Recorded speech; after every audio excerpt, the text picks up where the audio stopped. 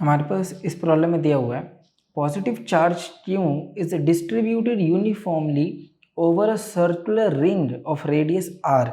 सही है, ये हमारे पास रिंग वाला क्वेश्चन है। A particle having a mass m and a negative charge q is placed on its axis at a distance h from the center. Find the force on the particle. Assuming h is very less than r, find the time period of oscillation of the particle if it's released from there।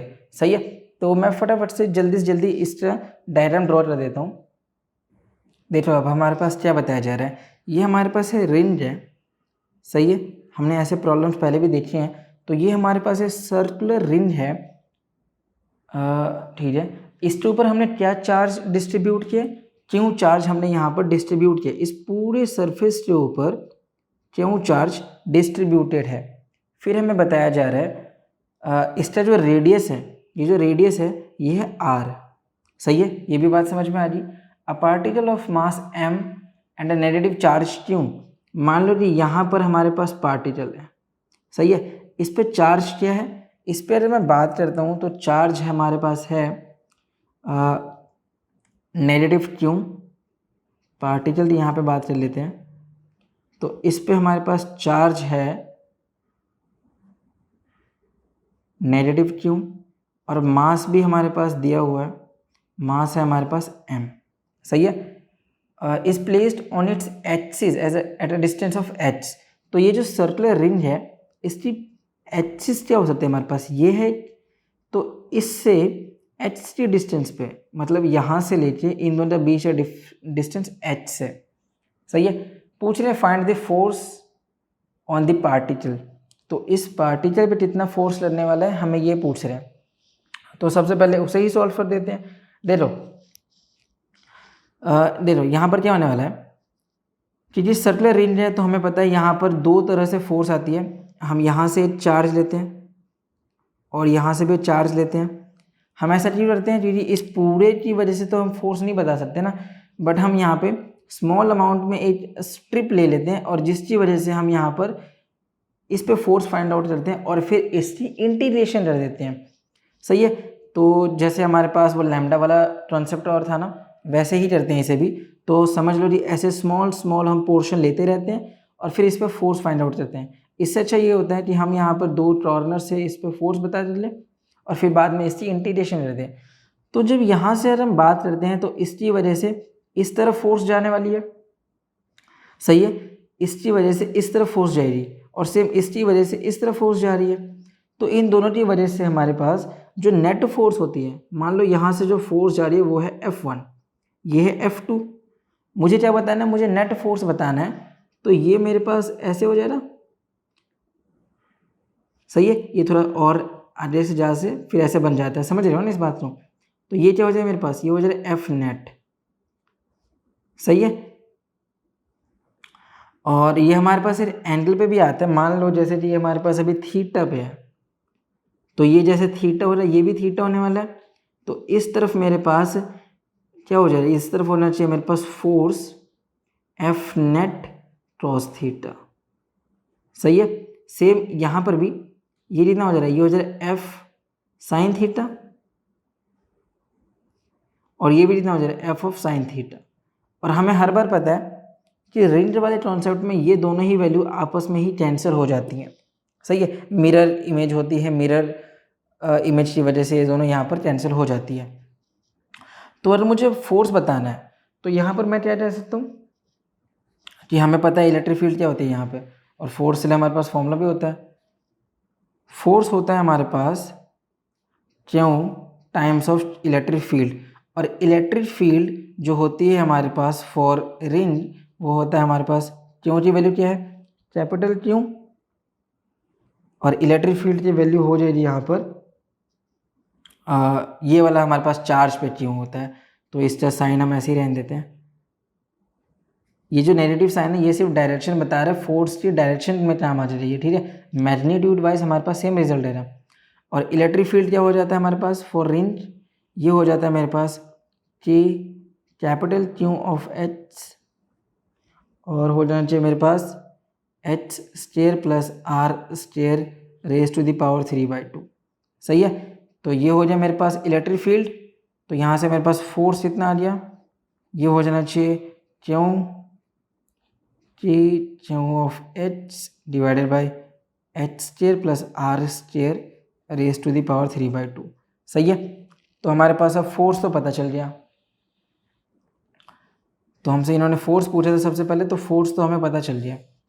अब हमें क्या पूछ रहे हैं, अब हमसे पूछ रहे हैं assume that H is very very less than R. सही है। Find the time period of oscillation of the particle if it's release from there. तो अब यहाँ पर हमसे टाइम पीरियड की वैल्यू पूछ रहे हैं। तो यहाँ पर अब हमसे टाइम पीरियड की वैल्यू पूछ रहे हैं, तो इसे भी सॉल्व करते हैं। देखो टाइम पीरियड या फिर बेसिकली SHM का ये जो कॉन्सेप्ट है, तो SHM तब पॉसिबल होता है, SHM तभी पॉसिबल होता है जब हमारे पास रीस्टोरिंग फोर्स होता है। सही है। रीस्टोरिंग फोर्स है तभी हम सब यहाँ पर SHM के लिए सॉल्व करने वाले हैं। तो हमें यहाँ पे पता चल रहा है कि यहाँ पर SHM है। ऐसा इसलिए है क्योंकि यहाँ पर रीस्टोरिंग फोर्स भी है। देखो ये तो यहाँ पे इलेक्ट्रिक फील्ड है, और फिर जब हमने इन्हें रिलीज़ किया है तब ये अब ट्राई करेगा कि मैं उसी स्टेट में रहूँ।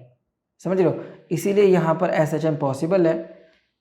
तो for H is very very less then R, तो मैं ईजिली इस H की वैल्यू को यहाँ से नेगलेक्ट कर सकता हूँ। तो फोर्स इतना हो जाना चाहिए, फोर्स हो जाए Q times of H divided by R cube. सही है। सिर्फ इसे हटाना है हमने, ये तो आ जाए मेरे पास फोर्स।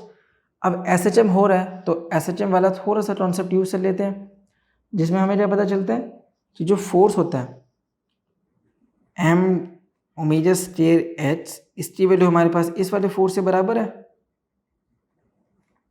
SHM वाले कॉन्सेप्ट में हमने इस वाले फोर्स का कॉन्सेप्ट समझा ही हो रहा। तो यहाँ पर अब मेरे पास क्या आ जाना चाहिए, यहाँ से मैं कह सकता हूँ कि अगर ओमेगा के लिए सॉल्व करता हूँ मैं, तो ये जितना हो जा रहा है ये हो जाए मेरे पास Q times of H divided by R cube M H raise to the power half. सही है। ये बात यहाँ पर समझ में आ रही, ये दोनों ही यहाँ पर कैंसिल भी हो रहे हैं, तो ओमेगा की वैल्यू भी हमें पता चल रही। अब टाइम पीरियड बताना है हमें, तो सो देखो टाइम पीरियड का फॉर्मूला क्या होता है, टाइम पीरियड होता है हमारे पास 2π/ओमेगा। सही है। और हमारे पास ओमेगा की वैल्यू तो है ही, इसे सॉल्व करते हैं तो ये हो जाएगा 2π और ओमेगा आ जाना चाहिए मेरे पास यहाँ पर mr³ डिवाइडेड बाई क्यू और इस पर पावर क्या हो जाएगा मेरे पास हाफ, यहाँ पर नेगेटिव ऐसे हो जाएगा मेरे पास, समझो। तो ये हो जाएगा चाहिए, इसे सॉल्व कर देते हैं अब हम सब। तो ये हो जाएगा 2π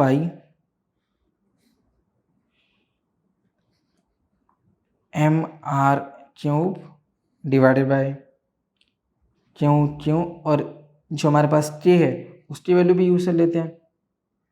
तो ये जितना हो जा रहा है यहाँ पे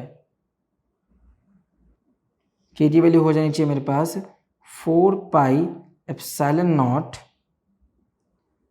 ठीक है। तो अब हमारे पास टाइम पीरियड, सो अब देखो यहाँ पर टाइम पीरियड कैसे निकाल सकता हूँ मैं क्या कहता हूँ D C raise to the power half है, तो सिंपल से यहाँ पर मैथमेटिक्स से यूज करने वाले हैं।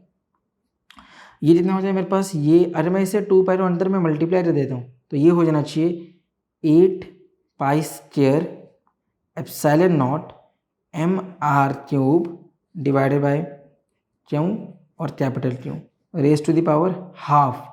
और मुझे यहाँ पर प्रॉपर टाइम पीरियड की वैल्यू बतानी है, तो यहाँ पर सिंपली मैं कह सकता हूँ कि ये हो जाना चाहिए मेरे पास 16π³ ε0 mr³ divided by Q raise to the power Q, और यहाँ पर 2 मैंने कहीं पे मिस कर दिया। ओके, तो मैंने यहाँ पर ध्यान से देख रहा हूँ। तो जब मैं इसे इनसाइड मल्टीप्लाई कर रहा हूँ तो यहाँ पर मेरे पास क्या वैल्यू आ सकती है, देखो अगर ये इस हाफ रूट से बाहर की तरफ आया तो बेसिकली इसकी वैल्यू 4 होगी। सही है। 4π² होनी चाहिए इसकी वैल्यू। तो अगर मुझे इसे अंदर में मल्टीप्लाई करना है तो क्योंकि यहाँ पर raise to the power half है तो ये वैल्यू बेसिकली हमारे पास क्या हो सकती है, ये हो सकती है 4 पाई स्क्वायर। तो इसका मल्टीप्लिकेशन 4 पाई स्क्वायर से हो रहा है यहाँ पर, इसीलिए यहाँ पर 16 आ रहा है। 16 पाई स्क्वायर है और यहाँ पे पाई है, इसलिए 16 पाई क्यूब आ रहा है। थोड़ी सी यहाँ पर कैलकुलेशन मिस्टेक थी, सही है। तो ये हमारे पास फाइनल रिजल्ट तो यही है, raise to the power half. समझिए इस बात को। तो हमारे पास ये वाला प्रॉब्लम भी सॉल्व हो गया।